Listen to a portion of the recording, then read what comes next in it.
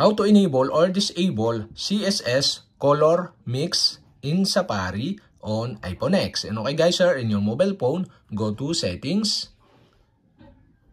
In settings, scroll down and go to Safari. In Safari, scroll down again and below you can see the advanced. Okay, go to advanced. In advanced, you can see the experimental features. Okay, go to this. In experimental features, scroll down again and you can see here the CSS color mix. And the CSS color mix is disabled. To enable this, you'll have to do is switch on the switch button on the right side. And okay guys, we have successfully enabled. And to disable again, you'll have to do is switch off the switch button on the right side. And okay guys, we have successfully enabled or disabled CSS color mix in Safari on iPhone X.